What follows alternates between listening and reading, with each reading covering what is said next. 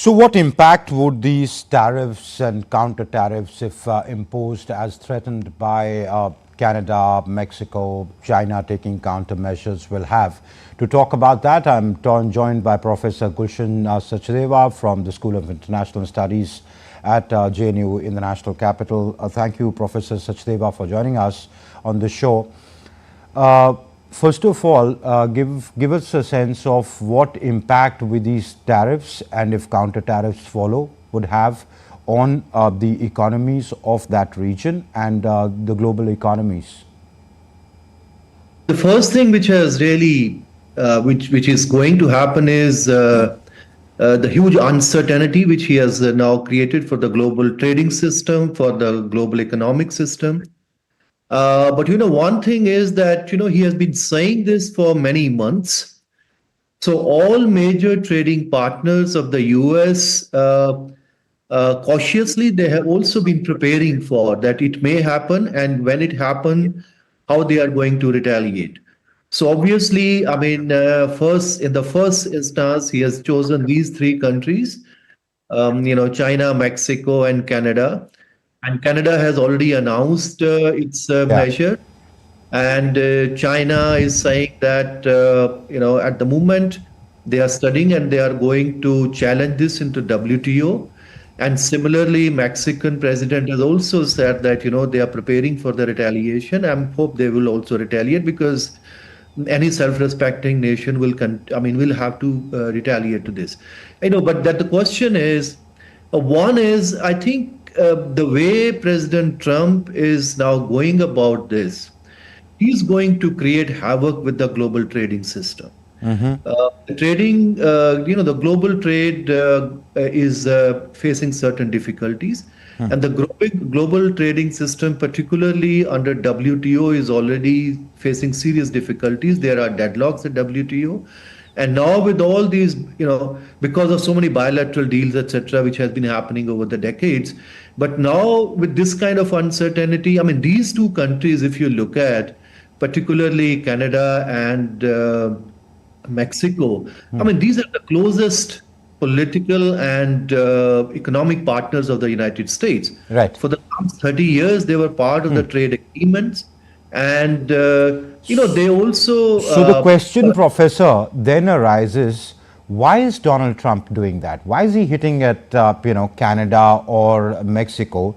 If there is illegal immigration, fentanyl, yes, it is a major problem in the U.S. It's leading to homelessness, things like that, crime, increase in crime. But there are other ways of doing it. I mean, strengthen your border controls, etc., talk to the governments, crack down on the criminal gangs operating out of Mexico.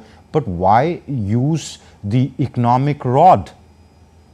Well, this is a very interesting question. I mean, as I said, I mean, these are very close partners.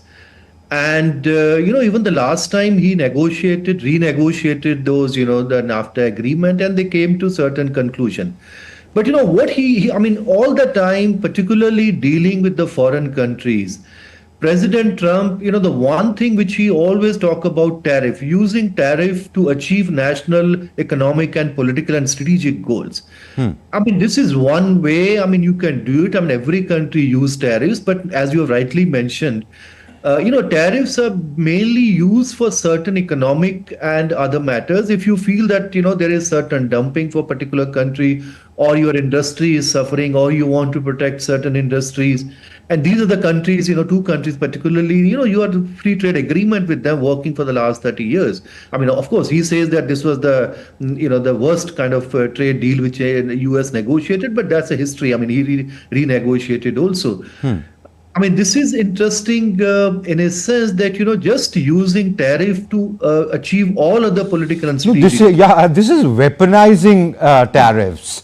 I mean, I understand if you use that with Iran, you use that with Russia, you use that with, from an American point of view, with North Korea.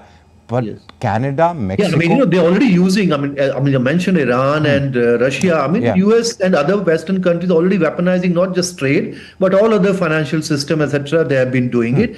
But, this is the first, I mean, instance. I mean, these are only three countries now. And the way he has been saying it in the last few months, the Europeans are the next in the line. India, Japan, Korea, many other countries could also face the similar kind of consequences, similar kind of tariff. I mean, every country has been preparing. You know that this is the one thing which he really loves to talk. And this is the one thing which immediately uses. Apart from, it's not that the US has no other political leverage or strategic leverage. Right. Or countries. I mean, you can do that, you can negotiate. Perhaps this is one thing he always emphasized, that, why, if they are not listening to us in other ways, I mean, why do we provide the US market? US economy? Yes. All right. Professor Sachdeva, Korea is worried. South Korea has said that we are closely monitoring. Should the rest of the world worry, especially should India worry, given that Prime Minister Modi is traveling to the United States to meet him? No, I think every country is worried in a sense. You are preparing for that. And I think India also, I mean, I'm sure would be preparing for that, because you never know. I mean, he has been saying about this, that India is a tariff king.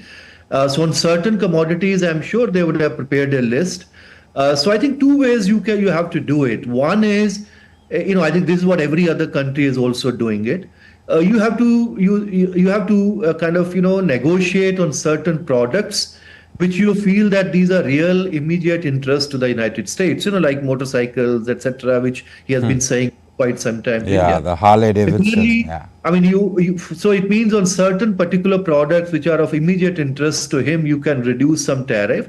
But at the same time, you also have to prepare your own list. I mean, you can't just take things as is, because ultimately, I mean, every country has been doing it, and you also have to take to the WTO. You have to do all kind of, policies, all kind of measures, all kind of, you have to just work on it. And I think India, like any other country, they are doing it. The Europeans have been preparing for the last 6 months.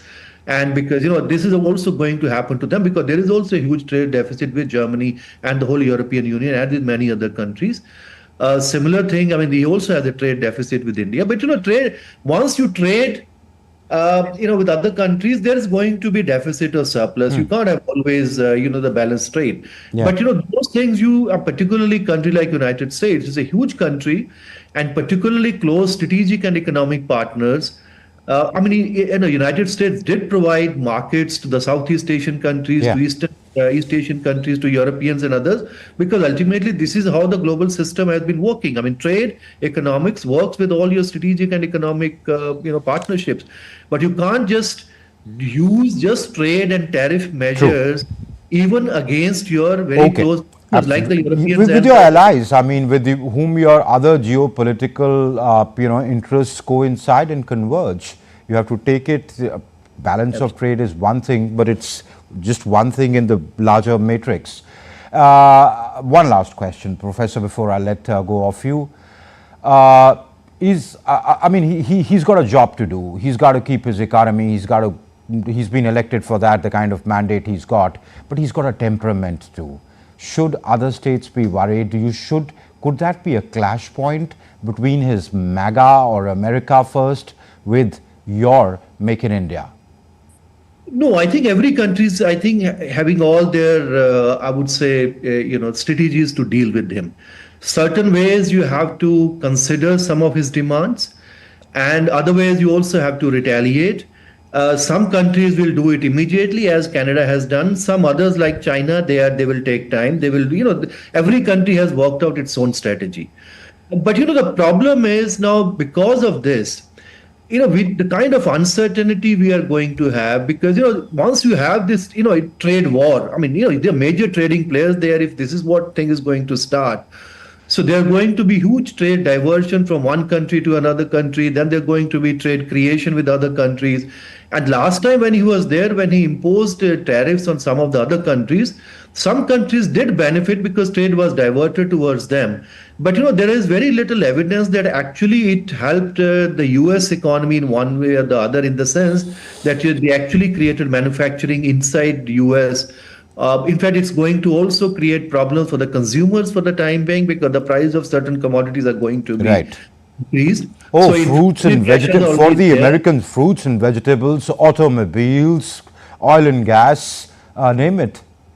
Yes, because, So, the whole world was just, facing serious inflationary pressure very recently. Now things are just slightly under control in most of even the Western economies. Now, all those kind of uncertainty, trade wars, inflation, and So then basically, ultimately it'll are fuel not very good uncertainty signs. in the But you have to immediate. just deal, yeah, but you have to deal with him now, and every country is preparing for that.